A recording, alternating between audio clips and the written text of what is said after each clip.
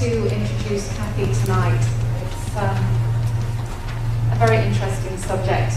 Cathie is the International Chairman of the Eagle Forum and a member of the National Eagle Forum Board of Directors. She was the former president of the Dallas Eagle Forum and the president of the Eagle Forum for 16 years. Cathie was also the chair of the Texas Republican Party in 2009. She's a full-time volunteer. Cathie is married to Dr. Homer Adams and has one son and 5 grandchildren. It is my pleasure to introduce Cathie. Please welcome Cathie Adams.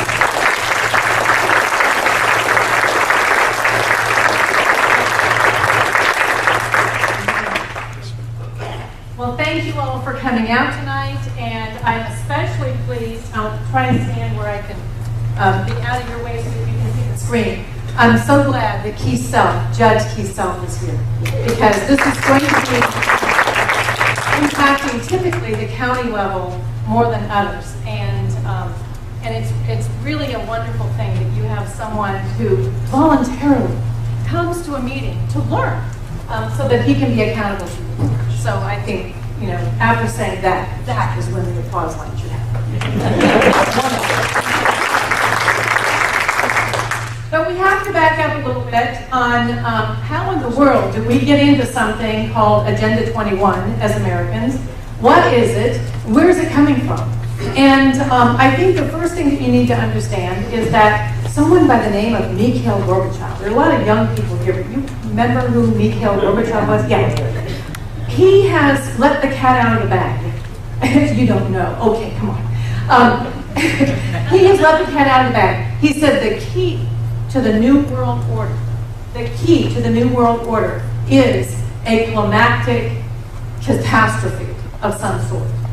And so, just think about it for a second. If someone wants to regulate the air that you breathe out, which is not a pollutant, by the way. Some people we would swear it might be, but it's not.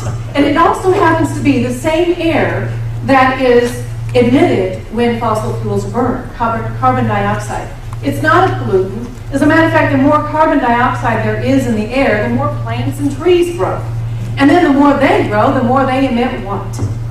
All right, okay. So, if somebody wants to create a catastrophe, though, using climate, in order to make that the key for turning the crank on the New World Order. So you can know that right up front, and know also that the new agenda is not really different from the old one, except that it's like a watermelon. It's green on the outside, it's still red on the inside. Okay, so the United Nations began in earnest with all of this, with what is called Earth Summits. And there have been 4 of them, actually. The first one was in 1972. And the Secretary General of that meeting was a man by the name of Maurice Strong. Maurice Strong is a very good friend of Mikhail Gorbachev. And you'll see a little bit more about that in a moment.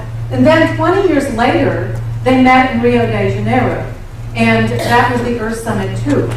And we had a president to attend that one, and so we'll talk about that in a moment. And then the third one was in Johannesburg, South Africa. And at that one, you'll be very interested to know that something called an Earth Charter was presented at this Earth Summit meeting, an Earth Charter. And the Earth Charter is composed mostly by the global-minded, including Gorbachev, and people like Soros and those kind of characters. But it was encased in something that looks very much like the Ark of the Covenant. And anyone who is a Christian or a Jew understands the Ark of the Covenant is something that is extremely important to our faith and extremely significant to our faith. And so what in the world are they putting in Ark of the Covenant, and why would it be that important to them? Well, the big one is coming next year, and we can look at the next slide. The next meeting is going to go back to Rio de Janeiro. So it's going to be called Rio Plus 20. The first one, 1992, the second one, 2012. And so that's coming next year. That's when a lot of things, they hope to seal the deal on a lot of different things that we'll talk about. Maurice Strong, I promised that we would get back to him because he was the Secretary General of both Earth Summit 1 in 72 and Earth Summit 2 in 1992. But I want you to understand something about his philosophy. And you can see a quote here. he says, current lifestyles and consumption patterns of the affluent middle class. He's not talking about those who make even $250,000 or more. He's talking about the middle class, you and me, not those up there making millions. Those affluent middle class involving high meat intake. Oh my goodness. They tried taking away my T-bone. They're going to have to try. Use of fossil fuels, there we go with the climate change, which by the way, we all know that it was global warming, and then they found that the globe was actually cooling, and so they had to come up with a new phrase, and now they call it climate change. Is the climate change? Yeah, it changes. Okay, always has. And appliances, home and work air conditioning, and suburban housing are not sustainable. Not sustainable. So this lifestyle that you and I enjoy is not sustainable. We're going to learn more about what sustainable means in a moment. Social justice is what Maurice Strong called that. It's what people like Gorbachev and so many others. As a matter of fact, there was an American college student, and this is the girl's picture that you see on her t-shirt that I took. That was last December in Cancun, Mexico. You see, when the United Nations meets, they go to the Mayan Riviera, or to Durban this December, or some other exotic place. They don't go to Kodo. And so this was in Cancun. This girl is working her hardest for what? For social justice, and here's how she defined it. Liberate the soil. Oh, we shouldn't have farmers? Undam the rivers. I mean, what happens with, all of that? Well, we've seen what happens. In California, they shut out water because they're undamming rivers. Freeing the people. Well, yeah, we believe in freedom. And unplug the empire. Now, what empire do you think they're talking about? They're talking about us. So this is social justice in a nutshell. Let's move on to the next one. It's also sustainable development. Now, after that first Earth Summit in 1972, there needed to be a shot in the arm because nothing was happening very fast. And the United Nations wanted to do something to boost the ideas that came out of that 1972 meeting. So in 1987, which would have been obviously 15 years later, then the World Commission on Environment and Development met. And the person who was leading that, I feel like I'm going in and out. Yeah. Cathie, we'll get you another microphone. Okay, we'll just change mics. It might be better.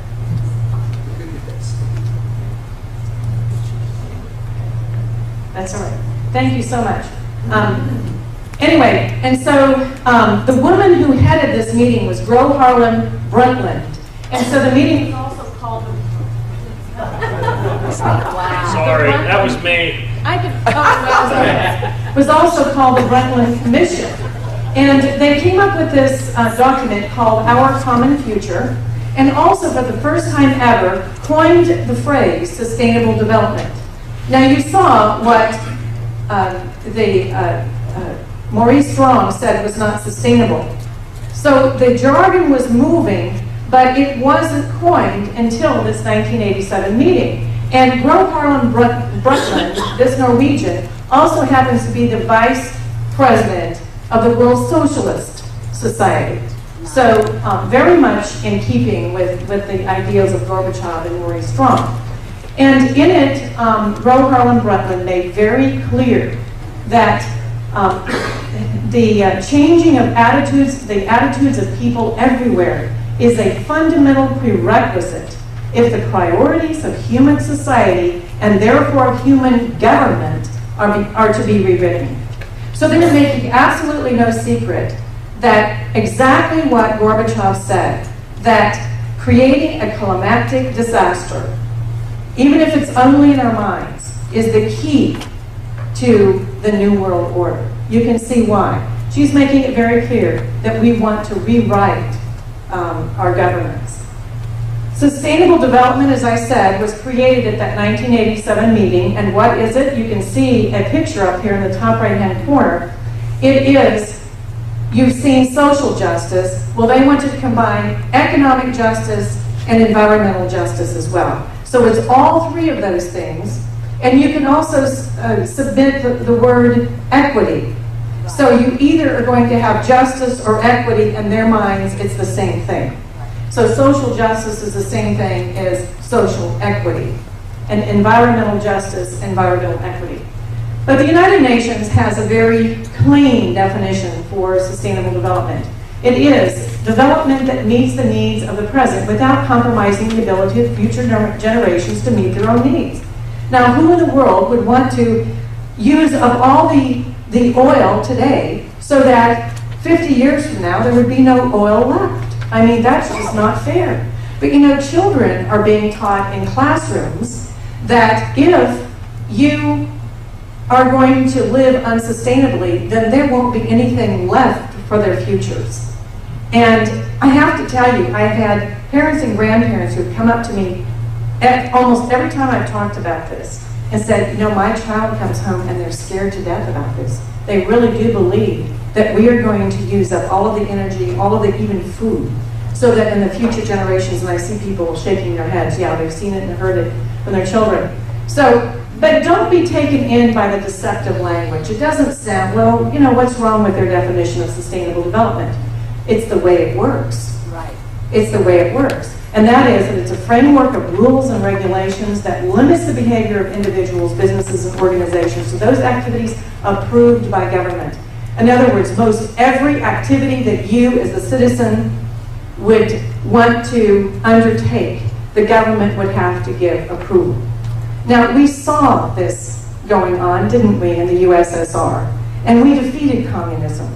But as I say, it's come back in this new form. Let me also tell you on sustainable development. There is actually a Rockefeller. I know most of us think that's just going to be some name out there in oblivion someplace. No, it's a real person. And when I was in Johannesburg, South Africa, at that 2002 meeting, I sat about 10 feet away from him and prayed that none of it would rub off. But he gave a 4-hour meeting, he and 3 others sitting on a panel, concerning sustainable development. And I thought, well, with Rockefeller's name involved in it, I gotta go see what this guy's got to say. Well, at the end of the meeting, if you can imagine this, and shoot anybody that ever does this to you, bow your heads and close your eyes. I mean, you may do that for faith purposes, but in a meeting when they're talking about sustainable development, and then after that, after they had bowed their heads and closed their eyes, and I looked around, I was the only person not doing it in the room. Yeah. And so at the end of that, they had microphones set up, and the people were to go to the microphones and tell everyone in the room, what did sustainable development look like? Nobody knew. Nobody knew. They all had different ideas, and the conclusion was, well, that's why we have to write so much more about this. So it means what they want to make it mean. And it means that they're going to be putting in roadblocks so that every activity that you have is going to require government approval. Now, out of this 1992 meeting, so we have the first one in 1972, the booster shot in 1987, and now we're to 1992. In Rio de Janeiro, the United Nations created 3 treaties and a soft law document, which we will get to. That is what Agenda 21 is, a soft law document. These 3 treaties are called the UN Convention to Combat Desertification, which we will go over each of these in a moment and see what each one of them is all about. And the second is the UN Framework Convention on Climate Change, and the third is the UN Convention on Biological Diversity. The combat desertification, you might think, my goodness, wouldn't that be great? They will go into deserts and they will invent things like drip irrigation systems, and we will see the deserts bloom. I've seen that happen, and I know where that drip irrigation was invented. It was invented in Israel, and it's a beautiful thing. They're growing apple trees in the desert, but that's not what this is about. This is not what this is about at all. As a matter of fact, look at this. It grants the UN control over natural resources and controls the use of 70% of the Earth's land. That's what the desertification treaty was all about. And it was signed by Clinton in 1994, and then it was ratified by the US Senate in 2000. Why? Well, because it was in a package of 34 treaties, and the doofuses didn't even read it. A friend of mine called his senator afterwards and said, "What are you doing? You just ratified the desertification treaty." He said, "No, we didn't, I swear we didn't." And then he went and said, "Oh, we did. We didn't know it. But you know what? We can get at it. It just takes the will of the Senate. The will of the Senate. So that's a question you can ask these Senate candidates who want to go up and join John Cornyn. Okay? Are you going to be going after the repeal of all these executive orders? Did you hear the new one today? Diversity. He's going to implement diversity in all federal branches of government. I thought we had that already. Anyway, so that was the first one, decertification. The second one, is the UN Framework Convention on Climate Change. This one, unfortunately, was signed in Rio de Janeiro by George H.W. Bush as our president. Then it was ratified by the U.S. Senate the same year in 1992. And that was the one then that led to the Kyoto Protocol, which gives us the greenhouse gas caps. And those caps, of course, on greenhouse gas emissions, and only on 37 out of 193 UN nations. So it truly is a redistribution of wealth from the 37 developed nations to the rest of the nations that they consider undeveloped. And it was signed by President Clinton before he left office, and it was unsigned by President George W. Bush.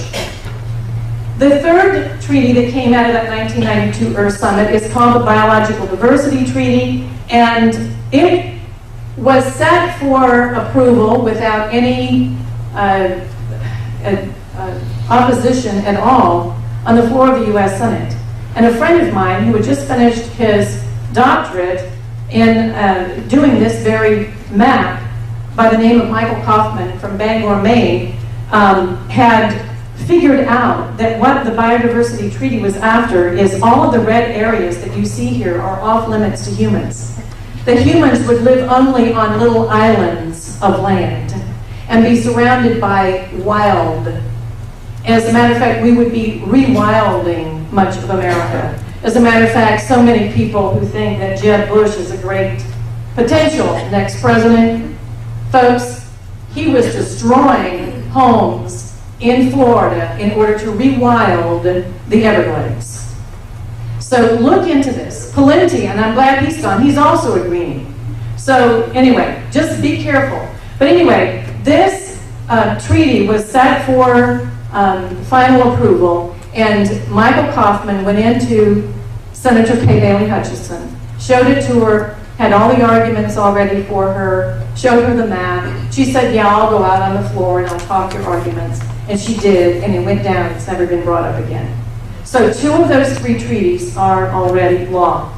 This is the Agenda 21, the soft law document. Now, what is the difference between a treaty and a soft law document? Soft law doesn't have to go through Senate approval. So it's very easy to take hold of it. Most international law, we've got at least one lawyer sitting here over here, John can correct me if I'm wrong in this. Most international law is soft law because they're not things that have gone through our legislative system. But they are international in nature. And Agenda 21 is one of those. It's a soft law document. It's not something that's gone through our legislative process. It has never been approved. So, with the next slide. What happened with Agenda 21 is that who was in the White House after President George H.W. Bush signed and got ratified that 1992 treaty, 1993, Bill Clinton gets into office. And here's what happened. He created, with executive order, the President's Council on Sustainable Development. The President's Council on Sustainable Development. And it took all of these notions out of Agenda 21 and implemented them here. Let's look at our next slide because it gives you the we believe statements. There were 16, and you can just hear the silver-tongued Bill Clinton talking about these things. And I don't know about you, but I gag every time I even think of hearing that voice.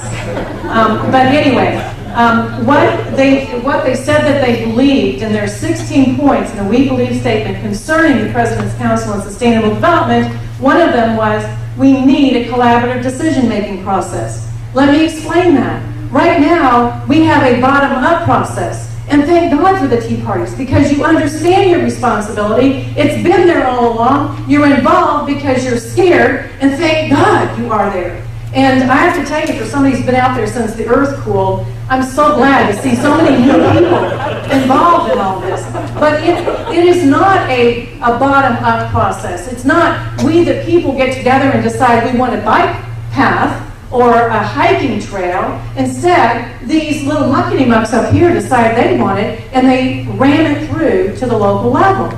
So that's what the collaborative decision process does. Another point is integrated policies to achieve national goals. Well, I don't really want national goals coming down from the top like that. If it's not from we the people, I'm not interested, thank you very much. Another one of the points is stabilizing global human population. You know, if there weren't so many people, it would be so much easier to control. You know, people are the problem. You ask most of these guys out there, not yourself, but the others. The others. Where are your commissioners tonight? They ought to have been here. Okay. All right. And then the last point, we're talking about interdependence of economic prosperity and environmental quality and social equity. So again, you have sustainable development, the economic, social, and environmental. Those are the three pillars of sustainable development.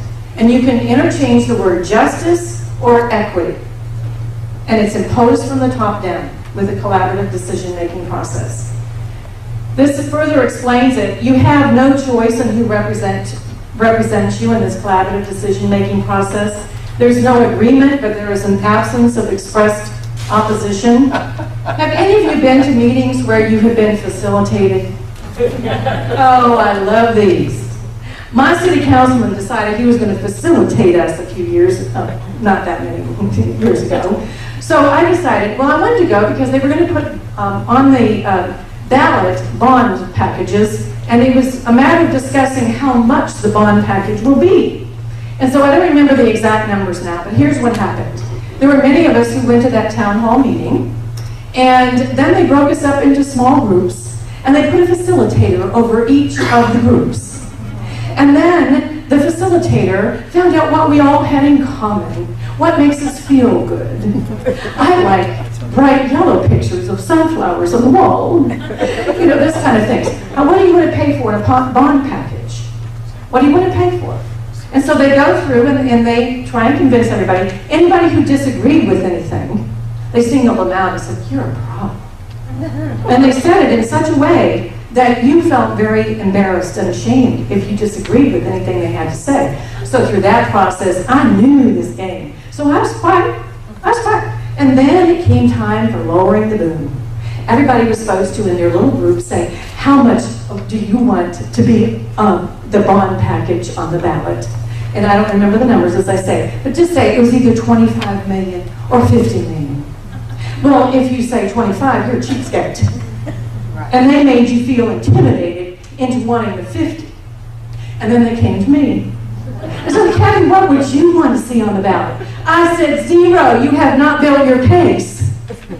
And as I was walking out that night, there was a man who had a degree in city planning, and he said, I wish we'd talked before. I didn't know I could say 0. But you're right, they didn't make their case. So that's what they do in this. And I've watched it time and time again at UN meetings. They don't take votes. They intimidate people into silence. They have a foregone conclusion, and that's what they walk out with. The big guys, like George Soros and Maurice Strong, and Ban Ki-moon, who is now the Secretary General, you can remember his name, Ban Ban. Anybody watch the Flintstones, you can remember Ban Ban. Okay, the next one. Now, what they came out with then was this 1,400-page document called Smart Growth, and it was a federal grant to the American Planning Association that came up with this. And the common theme is government control of land use with no regard for private property rights. The next slide, please. And of course, that goes against our Fourth Amendment to the U.S. Constitution. But to give you, in a nutshell, what their attitude is toward property rights, it comes right out of a 1976 UN document in its preamble to a meeting called Habitat 1. In the preamble it says, land cannot be treated as an ordinary asset, controlled by individuals and subject to the pressures and inefficiencies of the market. Private land ownership is also a principal instrument of accumulation and concentration of wealth. and therefore contributes to social injustice. Public control of land use is therefore indispensable. That is, in a nutshell, exactly the philosophy of what is behind Agenda 21. And where you went to. And then there are 5 model statutes that they have presented for state laws in order to implement this. And so you see, it's all coming from the top down. It was the UN, it was the executive order, and now they've come up with all of these wonderful state laws. These are model laws, and so doesn't every state want this? And I can tell you in the state of Texas, we do not have this. However, I did just learn yesterday, anybody know about smart meters or have a concern about smart meters? That the PUC in 2005 did pass that. It was before any of us were keen to the idea. We didn't know what smart meters were. And of course, what smart meters are, for those of you who haven't caught on to that yet, it's a way of government surveillance of how much energy you use in your home, and ultimately controlling how much energy you use in your home. The cap and trade that someone by the name of John McCain wanted, remember that? Cap and trade, it's actually a cap and trade on each home. That's ultimately what can be done with this. And it's state law, and every house is supposed to have them by 2012. The EPA, the Environmental Protection Agency, and I think if there is one enemy of an energy-producing state like Texas, it's the EPA. I am so weary of this organization. I'd love for every congressman to swear he's going to get elected, go in and get rid of the EPA. And going back, Kelly Shackelford, bless his heart, he and I have been on the National Platform Committee the last 3 national conventions. And each time, the poor man has been put on the Education Subcommittee. I get to deal with things like this, the environmental issue, and I get to kick shins and have lots of fun battling. But he has been on the Education Committee. And remember, a subcommittee, you remember when Ronald Reagan ran on doing away with the U.S. Department of Education, which was a payback to the teachers' unions that got Jimmy Carter elected. And so he couldn't get it done. He found out that the unions were much stronger than even he was able to deal with. But anyway, so I would love to do away with the Department of Ed as well, but EPA, we can take them on first. How about Commerce? How about a few other federal bureaucracies? We want to start cutting the diet of the federal government. Hey, there's lots of places to start. But anyway, they have stakeholder groups and these visioning and challenge grants that they give, and they use the facilitating process again for sustainable development. And again, just so that you understand this, in case you are ever in a place where they try to facilitate you, understand, identify what residents treasure in their county and what they want as a future of their county. And then they seek to clarify and resolve any differences. And then they build a broad commitment among citizens, public, private, and nonprofit sectors. And I can remember when something called outcome-based education came in, and the former Democrat chairman for Dallas County, Sandy Kress, who ended up going to work for George W. Bush in the U.S. When he was president even, came in, and this is exactly the process that he used. And so many of my Republican friends would say, you know, I know Sandy was a Democrat chairman, but man, he came in with so much common sense. What had happened was that they had been facilitated, and they didn't want to go against the grain. And so they went along with the process. The next one. This is the group that is the most onerous of all. As a matter of fact, they were so effective at the local level, implementing different radical environmental ideas through intimidation, that the UNEP, the UN Environment Program, called them up and asked them to come in. And then now, of course, they suffer no lack of money. Because I can't tell you how many people will give money to the World Wildlife Fund because they like the cute little panda, you know, or the Sierra Club. You know, all these things that people are just taken in by, all because they haven't been to enough Tea Party meetings to figure it out. But anyway, this is ICLEI, and in its very title, you ought to see the problem. International Council for Local Environmental Initiatives. How can an international plan get to the local level? Well, through intimidation from NGOs. And this is a non-governmental organization. And around the UN, this is what you hear about all the time. There are 600 American communities who have agreements with them. And I've just done a lot of research on this group and its history. Of course, they're all radical Greenpeace, kind of people. And by the way, Bolivia has just passed a resolution in their own country, and now is trying to get the UN to pass the same resolution that gives trees the same rights as humans. I mean, we are not, I can't make this up. This is just too bizarre to even make up. But anyway, they give counties and they give cities a computer program, free, of course. Why do they have to worry about money? Your tax dollar is going to the UN and they're funding it. And going to these environmental crazies as well. But anyway, so they get free programs, and some of the counties are innocently then taken in by this. And there are a number of different ways that they're taken in. One is that they might just get this program and look at it and say, wow, wouldn't that be great if we had bike trails, for example. Well, they're having this battle over in the city of Arlington, Texas right now, where the people have gone, yeah, you've seen it online, people have gone door to door even and asked their neighbors, do you want a bike trail in front of your house? And the people say no. The majority of people don't want it. So they go before the city council, and the city council gavels and said, time's up. Yeah, bike trail goes in. You're paying for it. So this is just, again, this is the collaborative decision-making process. It is not the American democratic process of government from the bottom up. It's from the top down. And also every city and every community wants to get stars. You know how we were in kindergarten. Our kindergarten teacher gave stars if we were good that day. Well, that's what they want. I remember back, again, after the earth cooled, I was on the Human Service Commission for the city of Dallas. And there was a black physician who was the chairman of that committee. And he so desperately wanted Dallas to have on its stationery a healthy city. I said, well, why do we want to be a healthy city? How much does it cost? Who designates us a healthy city? What do we get for it? And he said, I don't have answers to those questions, so I'll make you the ad hoc chairman of that committee.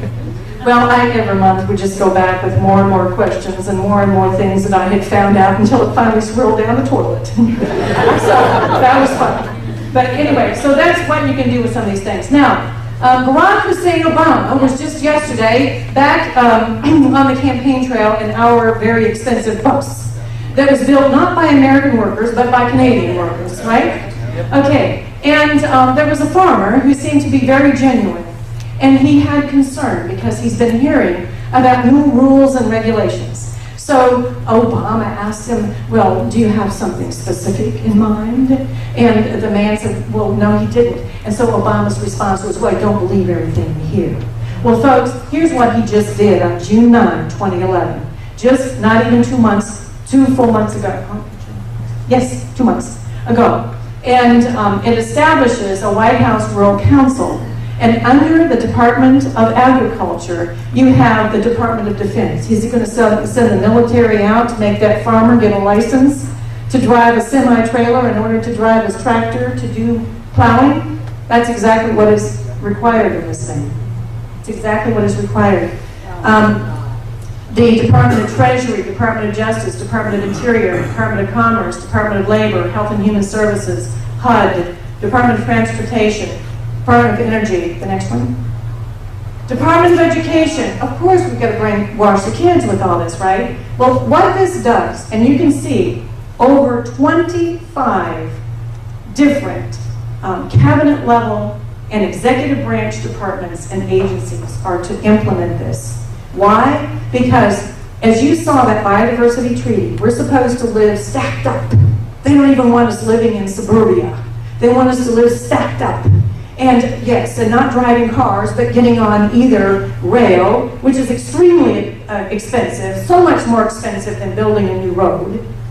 And so now, if they're going to do this to people who live in urban areas, then what are they going to do with 16% of the people who live in the rural areas? And this is exactly what this is. It's more government control.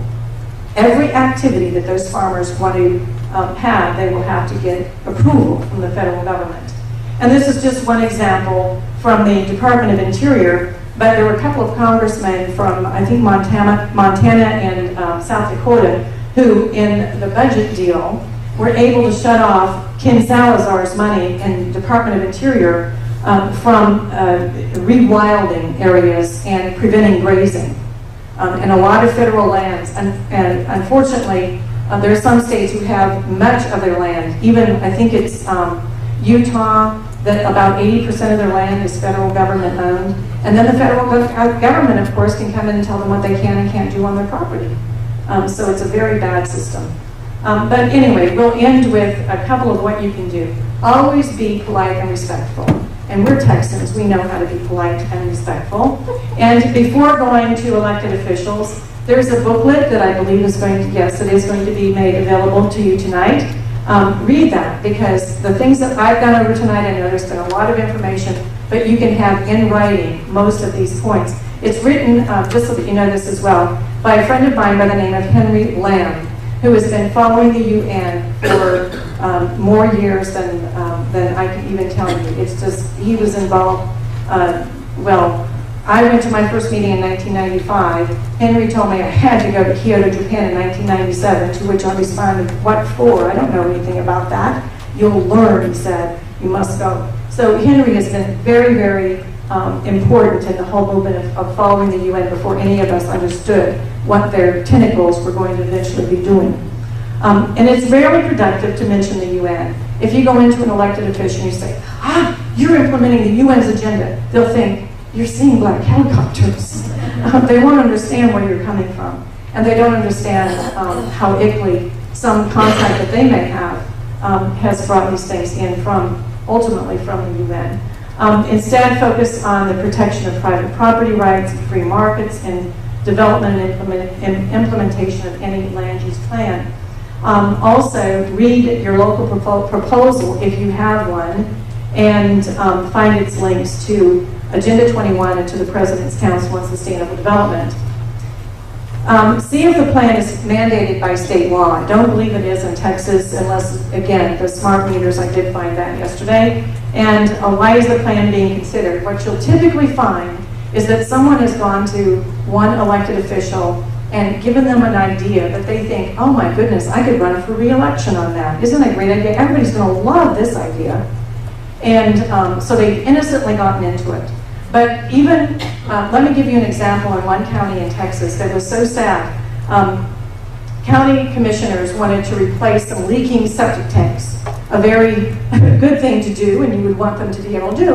And so they thought, well, we'll see if we can get a grant from the federal government to do this. Well, they got the federal government grant, all right, but in the application of that grant, they had to reveal what went through the county or river, what happened along that river, cattle grazing. And so all of a sudden, the feds are coming down and saying, you cannot have cattle here because this is a watershed, and they'll be creating pollution in that river, and then this is going to be just awful, so you're going to have to get those cows out of here. To which the people said, say what? And Hays County is dumped Italy as a result. So that's a very good thing. And I understand that Garland just got rid of Italy as well. So find out why it's being considered, who's guiding the plan into development. And one other city in Texas that I've been to, there was a county commissioner that was approached by one of the people of Hickley, and very innocently and naively he got into a friendship and then ended up getting into promoting these ideals, and he didn't even realize what was happening to him. And once the people got a hold of it, then the pushback came, and he totally let go of it. How and why was the person or agency guiding the plan chosen? How will the plan be enforced? How much will the implementation cost? And how will the funding be provided?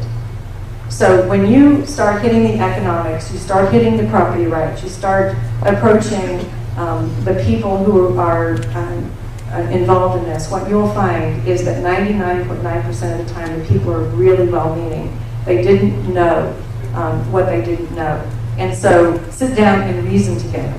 And that's the way that you will resolve any different conflicts. And I'm looking forward to Q&A.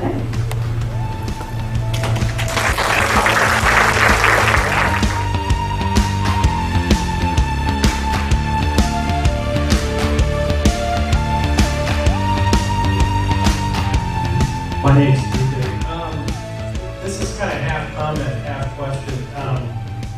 Very interesting information that you just put out. My comment or question is, it seems to me, and what I've been looking at recently, is the educational system for our kids and what they're becoming. Because even if we all fix this right here, right now, in 20 years, my daughter can change that. And with the kids that are coming out of the high schools now, they're going to change anything that we fix right now. And we're in the most conservative state and one of the most conservative cities in the country.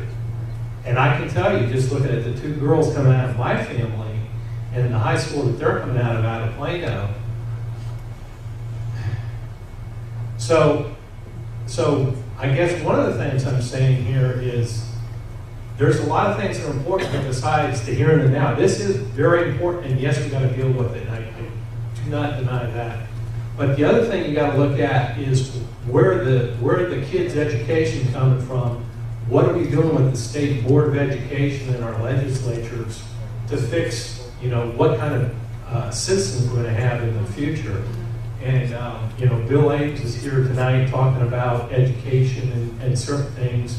There's a lot of things that have been fixed, but next year we're looking at going from a very conservative state board of education, flip-flopping back to where we were 10 years ago, and all the good that's been done is going to get undone if we don't fix that. Well, let's pin the tail on the donkey. Bert Solomons, the chairman of that redistricting committee, did, I think, a criminal act to our state board of education. And I'm furious over it. And who appointed him? Joe Strauss. Folks, I mean, this is absolutely bizarreville that this has happened at a time when so many record numbers of people came out and elected 101 Republicans in that state house. Ken Paxton's a local.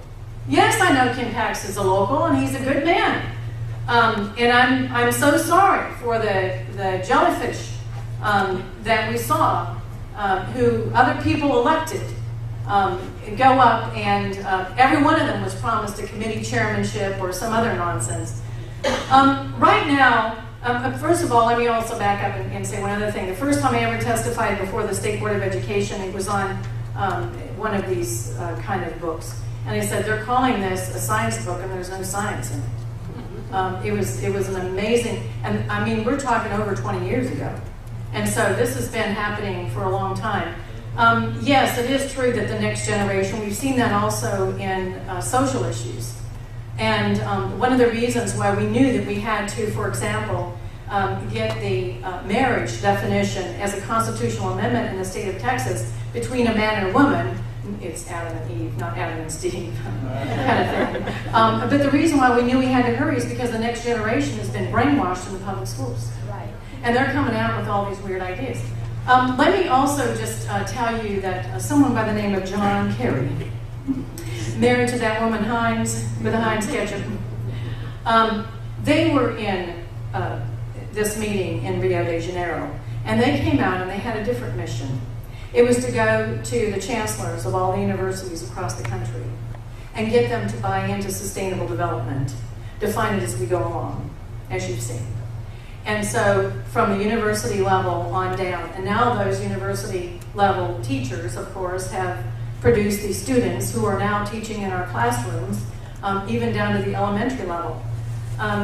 But, through the grace of God, He is still on His throne. And no matter what kinds of good things happen in our lives or bad things happen in our lives, prayer changes things, and miracles happen.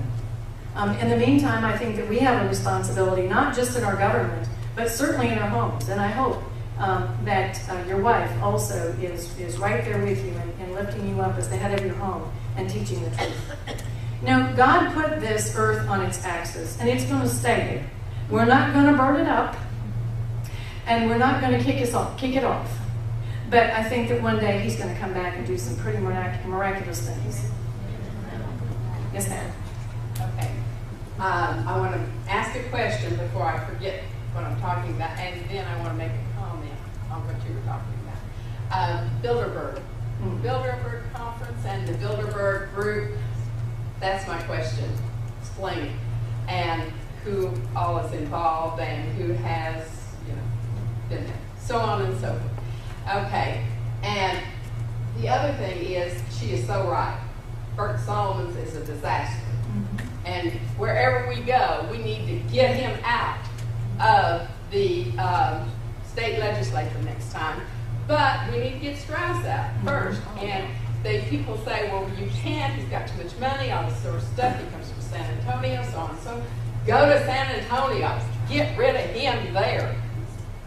You know? You're going to have to spend the money or the time or something to get rid of him there, because he does have a lot of power and shenanigans and whatever. And his spokesman is Karen Hughes. And what? His spokesman is Karen Hughes. No kidding. And I'm not sure where all Well, you know which wing of the Republican Party. I'm sorry, I may step on some toes, but I was a out of the closet Rick Perry supporter. And I was replaced with a man who was in the closet, Kay Hutchinson supporter. And I can tell you that there is a huge divide in the state between conservatives and rhinos. Amen. And whether you like it or not, Rick Perry's at the top of the heap with that conservative side. And these other people, I don't know who you would say now is at the top of the rhino side. It is Kay Hutchinson until she's out of office. David Dewhurst, Joe Strauss, and Steve Wooster. Well, anyway, as far as the Bilderbergers is not a good group. It is a globalist group, and many people are hyper critical of it, and also of Council on Foreign Relations. These kind of things that a lot of my friends talk about and dwell on, and they believe that it is just a quick check off. If anybody has been to a meeting or knows somebody who's a member of something, that they're disqualified. I am one of those who goes toe to toe with somebody. I have disagreed with Rick Perry on a couple of things. The HPV vaccine. No, I mean, I spent a week's supposed vacation in Cozumel and spent $1,000 on my cell phone fighting it with Fox News and everybody else around the country. And so, I fought that. But you know what? He's not a sore loser. He says, I didn't listen to enough voices. No, he didn't. And so he's made mistakes. Nobody's perfect. As far as the Bilderberg, he did go to a meeting in 2007. He was invited and he went. Why did he go? What did he get out of it? I have not seen in all the battles I've been, on his side, not on his side, whatever, in Austin, Texas, that's had any impact on him. I think one of the things that I would love to put in my 2 cents worth about who is the real Rick Perry as well. I have known the man for enough years since he's elected to anything in Texas, and I have been with him in meetings at breakfast in the governor's mansion before it was burned. And I've been with him in the New York Times Square, I think they call it the Foursquare Church or something like that in New York City during the national convention that met there. I've been with a man when he's reading the prayer of Jabez. I've been with a man when he prays over his meal. And I've seen him give his testimony. And I think that's who he is. Do we agree on everything? No, but I've been married 42 years and I don't agree with my husband on everything either. But anybody else comes against my husband and you're going to have me to battle with. So, you just, you roll with the punches in politics, and it's a really awesome arena. It really is. And what a privilege we have. But one other thing that I really grieve over the youth coming up who would wear these terrible t-shirts like we saw in this presentation, is that these young people don't know what they are putting on the altar, what they're giving up. And I saw a movie a number of years ago called China Cries, and if you can find it in some video shop, I would recommend it, because it was a girl who disagreed with her parents because her parents didn't like the mayo jackets and they didn't like the cute little shoes, and she said, I think they're kind of nice, you know, and she liked all these things. And then as time went on, and China was totally succumbed to communism, and people were killed who got out of line and so on, she certainly learned. And I hope and I pray that our country doesn't have to get to that point. I think, you know, from a Christian point of view, I'm hoping that the rapture of the church happens, you know? And then all those kind of things can happen because that's what the Antichrist is going to do. It seems to me that the UN is a perfect platform for the Antichrist. So just so much for my 2 cents worth. Yes, ma'am. Yes, thank you for being here, Cathie. I've enjoyed everything you said.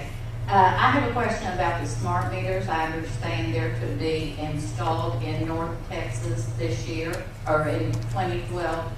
And I also understand that they can cause fires and run your air conditioner and a number of other things. Can we opt out of that by writing registered letters? I understand they have to be registered to our utility provider, and they will not install them. Otherwise, it will be installed on your house. I believe that that is correct. However, I think that they have a law saying that every house has to have one. But I do not believe that they can force it on you, number one, and I think that you would have a very good legal case if someone tried to force that on you. There are people who have things, and I know that when you get into your Agenda 21 project, you're going to be finding out a lot more things about that. But people who have insulin pumps because they're wireless technology, people who have pacemakers because it's wireless technology, that many of them have had a conflict with them. And so it is also a health hazard. So we have to be careful about these things for sure. Yes, ma'am. Cathie, Barbara Marlis. I can testify that you have been in this since the earth cooled. I know, I just love it. I'm Irish. I guess that's it. Because I think we had a telephone conversation, I think it was back in 1994. You were on the Marlon Maddox show, and you and I had a conversation, and you opened my eyes to the outcome-based education, and you helped me immensely. Oh, awesome. And I sincerely want to thank you for that. I read my kids out of public schools, we were blessed enough to put them in private schools. So, yeah. I hope you're reaping the benefits of that. Oh, yes, and they are. They're launched, so I am reaping now. Awesome. But I just don't understand. You're just going to have to talk to me a little bit more about Rick Perry because of the eminent domain and all of the other issues that so many of us are beginning to understand because we're starting to get involved in Austin, and we're starting to see how we're ignored. How, you know, they can't be any smarter than I am. I know they've got to know what's going on because I know what's going on. How do you think that we should address, you know, these issues then if we keep sending the same people to Washington and keep repeating the same actions? Well, I think that you should weigh out Rick Perry with the other candidates, first of all, first and foremost. And if you find that Michelle Bachmann is better qualified, then choose Michelle Bachmann. If Herman Cain, then choose Herman Cain. Ron Paul. No. I'm Ron Paul's and so, you know, giving nukes to Iran and you're, I mean, I'm sorry. I can't, that just makes horrible things happen to me. But as far as the way I see the race, I think that Romney is the kingpin. And, you know, if you want somebody who's anointed, he's the one who's anointed. And you want somebody who's got a record that you don't like, it's him. The rest of them, I think that you're going to have work to do. Every one of them. Let me just also add, I said what I had done about the HPV vaccine. As far as eminent domain, I was out on the forefront on that thing. I put together, you know, as I typically do, a PowerPoint, and I was showing people what the Trans-Texas border was all about and where it came from. It came from NAFTA, the North American Free Trade Agreement. And when that happened, and because of the increase in trade and the increase in exports and imports, we had more traffic on our roads. at that time, again, he was not listening to the right voice, in my opinion. And I don't want to be real mean because the man has passed away at this point. But he put Rick Williamson in over TxDOT. And Rick Williamson was a good friend of his, and they, been at the wars in the legislature together and so on. And he considered him a conservative until an audit was done on TxDOT. And oh my goodness, was it fun to be down there testifying before that state senate committee on that day against public-private partnerships and listening to the audit committee present just the disarray of the Texas Department of Transportation. And so I think it is eternal vigilance in all of these things. I exposed all of these, football, field-wide plans that they had, and I didn't agree with it at all. But again, we won that one, just like we won the HPV. And there's only one person left that I know of, and it's Terry Hall out of San Antonio. It is kept alive in her mind. And she keeps writing about it, and she gets printed because she's a good writer. But I couldn't disagree with her more. The Trans-Texas Corridor is dead. Now, we still do have public-private partnerships. Centra is still building roads in our state. But you know what the rest of the story is? We have got so many people moving into the state every day. Any of us who travel Dallas to Austin or, wherever else you travel, see the need that we have for roads. How are we going to pay for them? Who's going to pay for them? I've gone again and again and again back to the well, and I said, quit pilfering the money out of the Texas Department of Transportation and quit pilfering the money out of the Texas Mobility Fund. And that'll help. And I don't know that anything has been done with that. But you know what? People keep sending back these doofuses into Austin, Texas. And so as long as we've already said tonight, you have a Joe Strauss as a speaker, and you have a Senate that's a good old boys club, except for Brian Birdwell and Ken Paxton. Well, I hope Ken Paxton. Wouldn't that be great? Ken Paxton run for the Senate. That would be great. But Brian Birdwell did a good job, Dan Patrick did a good job, and Jane Nelson usually does a good job. But the rest of those people, are not conservatives at all. It's a good old boys club over there. But you've got to work with what you got. And as far as I'm concerned, the only person with a lot of things going for him in the right way, who can knock off Romney, is Rick Perry. And so, that's where I've come down, where I am on that. But did I ever agree with him on HPV? Did I ever agree with him on eminent domain and on the immigration?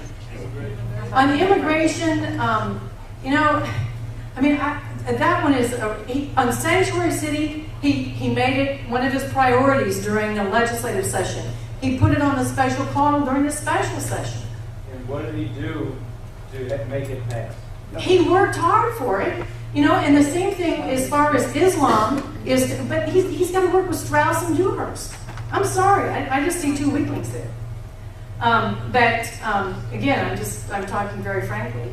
But Can you expand on Islam?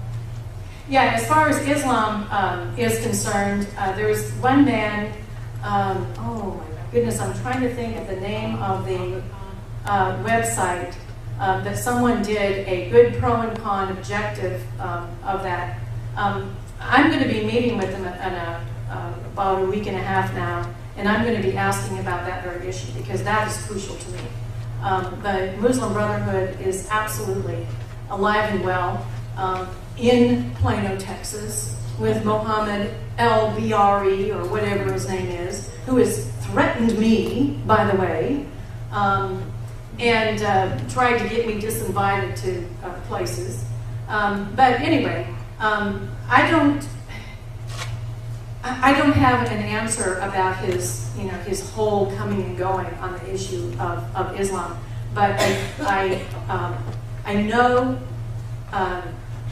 how he was thinking when he went to Israel. He saw the land. He talked to the key people, including Bibi Netanyahu, and I was, pretty impressed. And as a Christian, I think that he understands that they are the apple of God's eye, the Jewish people. So I don't see him doing the holding of hands, as George Bush did. But I hope that I'm right in that. I just hope that I am. And I may not be. And I think you may disagree with me. What? Go ahead. You said. Do you have any more questions? I don't have a question, but I could give you 2 websites for people to copy down if they want to know about smart meters. They have an abundance of information about smart meters. So if you want to write these down, if you're interested, I think it's imperative that you know more about it before they put this on your house. And there are ways to get out of it. They have some examples of documents drawn up by lawyers that you could use to try to get a waiver for this. So anyway, the first website is called refusesmartmeters.com. The second one is emfsafetynetwork.org. So check those out. And they have a flyer, like I printed this off. You could give it to your friends, and it has these two websites at the bottom and some other information. Okay. Any other? Okay. I just want to say I was looking into Agenda 21 about 18 months ago, and it's so mind-boggling. And I think it is definitely in Plano. Even if you get rid of Ickley, I think some of the cities are still adopting Agenda 21 now. And I know Agenda 21 is in the public schools because Plano have connected math, which they fought for, and that is an Agenda 21 item. So where do we, I know you went down the list, but where do we start? Because I know the NLC, National League of Cities, and the NCTCOG, if you read their visions, you can, the Agenda 21 seems to be in their Vision 2050 for North Texas. So how do we, it's so overwhelming, where do we start? Yeah, I think that is going to be something that you, as a board, putting your minds together, will find that you'll need to, rather than just going out there with buckshot and trying to capture all of it, maybe you'll take on the smart meters only. Or maybe there's some other aspect of it that you'll see that you think is more even important. In Arlington, of course, it's going to be the bike trails and the hiking paths. Linda Harper Brown, a Republican from Irving, I know, had a piece of legislation this last session trying to implement those. And it was turned back. But that's very problematic to me. And so I think that you will find something that is most applicable in your area. If they have not started putting in smart meters yet, that might be just the place to start.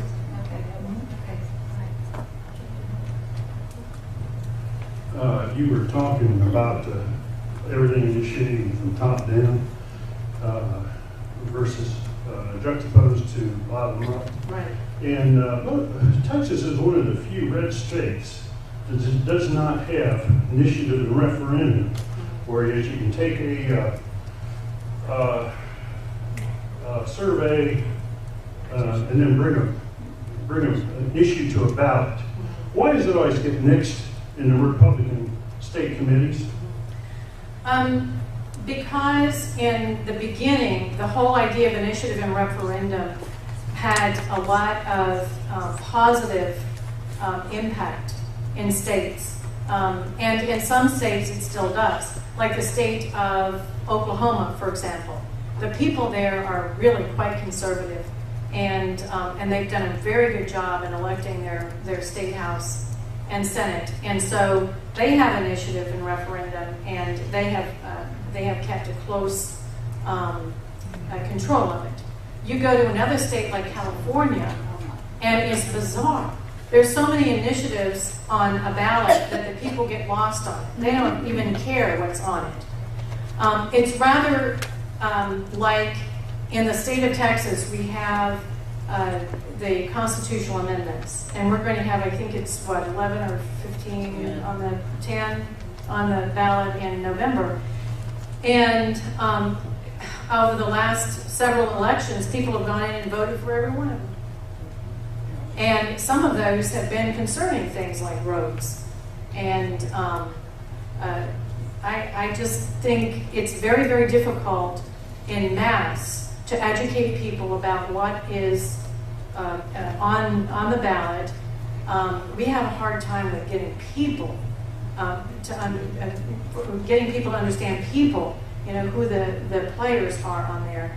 To have the initiative process would be difficult.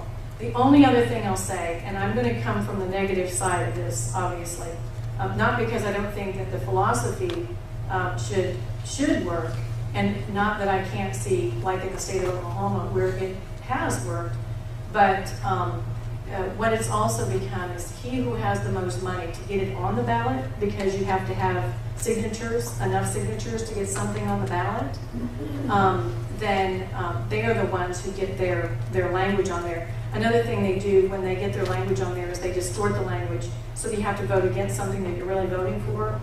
So it gets very, very complicated. It's a good idea, but it's just really hard for one who has spent, almost 30 years educating voters. It's so frustrating, to just not see more victories. It does seem odd that we're one of the few red states that doesn't have that opportunity.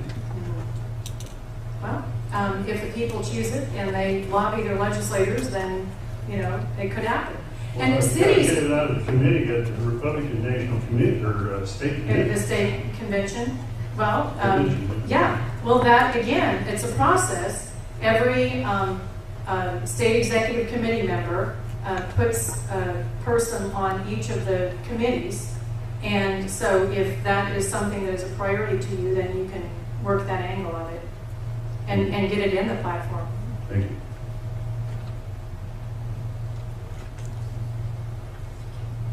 Hi, Cathie. My name is Charlene. I have a comment on something that you talked about this evening where President Obama, I guess there's 25 or 26 things that he has implemented in this agriculture thing with all the different departments. Just to let you all know, if you didn't see it today, on Megyn Kelly, American Life on Fox, they had an interaction between the president and that gentleman who's a farmer. Yes. And he was asking Obama to please stop with the regulations and stop with all the paperwork. He said, we want to get up in the morning and go out and plow our fields and grow our crops. That's what we're interested in doing, rather than filling out all kinds of forms, excuse me, and doing all those kinds of things. Then Megyn Kelly had an interaction between two people. One was from the EPA, and here's the statement. I'm still stunned because of the stupidity. And here's what was said. The EPA is going to regulate dust. Dust that is stirred up from the combines and these huge plows that look like they're as wide as this room that they ride on these tractors and plow up. They're going to regulate dust. Now, you go figure how they're going to do that.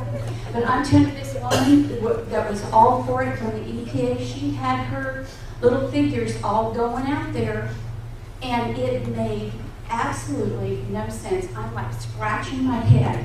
And Megyn Kelly said, this is the first time I've ever had a discussion about regulating dust. Does she consider dust a pollutant?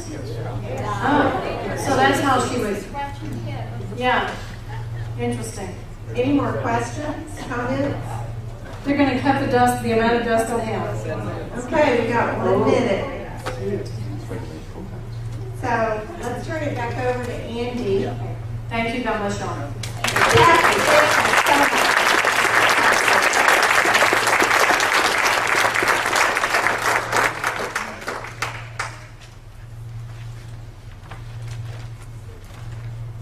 Okay, got a couple of closing announcements here.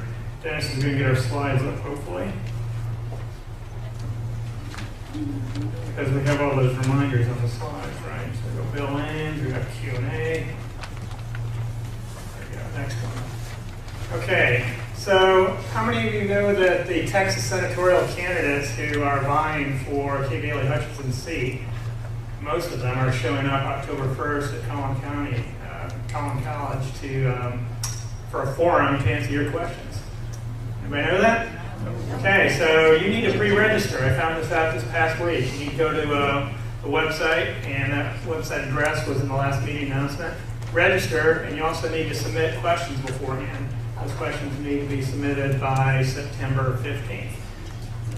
When you can submit a question, when you register. You're right, you can submit a question at the time you register. Please return your name tags on the way out. Talk with your steering committee members so that we get feedback on what's working well and what's not in these meetings. Oh, okay. Okay.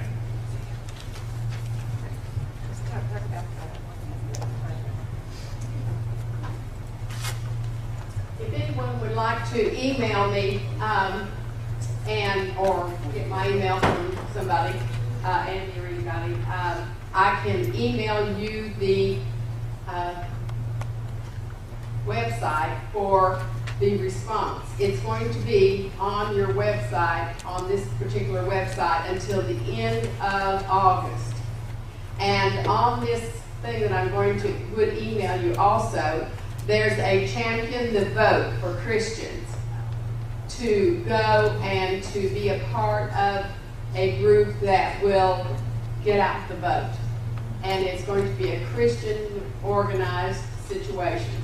And then there's another section where you can pray for your leaders, and it will give you, each day it will give you another leader, like it was Justice, Supreme Court Justice Breyer this time, today, and so on and so forth. Anyway, that will be available until just the end of August, though. So if you wanted to go back and see what the content of the response that Governor Perry did announce and push, by the way, the American Family Association was really the one that sponsored that. It was just announced by Governor Perry. So if you would like to see what went on down there in Houston and did not get to go, please email me, and I will send you that, and you can look it up. Okay? Thank you, Joanne. Oh, and also, if you would like it, I have a Rick Perry response. No, I'm sorry. There was a 14 question or 14 statement deal where somebody was after Rick Perry for 14 different things, and David Barton responded on Facebook. So you can go to David Barton's Facebook page, and I'll find it there. Or if you email me, I'll send you the connection. Can you just get with Joanne afterwards? So I want to leave time for everybody to talk with Cathie after the meeting. So there's a committee sign-up sheet that should have gone around. Debbie's got it at the front door. We need a couple more people to help out on the telephone committee. Our September 1st meeting is on economics. Economics is boring, right? Well, Ed class is going to make it interesting because it's not going to be a lecture or talk. It's going to be a game. Okay, you guys are going to play the role of interacting nations and companies and individuals that are buying and selling things, and Ed is going to illustrate some of the rules of a free market. I think we forgot to recognize any candidates that are running for office this evening. Do we have any in the audience? Can you please stand up and introduce yourself? Hi, I'm Sharon Ramage, and I've met many of you during my last campaign, but I am running for judge of the 199th Judicial District Court on the Republican ballot primary. So I would appreciate your support and encouragement again. Met many of you last go around and are ready to bring it home this time. Thank you, Sharon. Anybody else? Hi, y'all. My name is John Cole. I'm not currently a candidate yet. I am looking at it. Many of y'all in Allen know this, that Ken Paxton is no longer your rep. After redistricting, you're in a whole new district grouped in with Plano, and I'm looking at running that race again and would love to talk to all you guys, see where you're at and put the conservative voice back down in Austin. Thanks. Great, thanks, John. Okay, next slide there, Dennis. So I'm going to close with a quote from Milton Friedman. A major source of objection to a free economy is precisely that. It gives people what they want instead of what a particular group thinks they ought to want.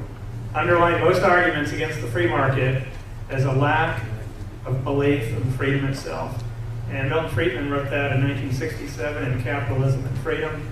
I think that goes well along with what Cathie talked about this evening. Thank you all for coming. We got some council people on council. We have what? Go ahead, introduce yourself. Don't be shy. Good evening, I'm Robin Sabacho, the council. Thank you. All right, Cathie, go ahead. I'm Debbie Stout, Mayor Pro Tem. All right. Thank you, Debbie. Okay, Cathie will be here, Cathie will be here this evening for a little bit to answer questions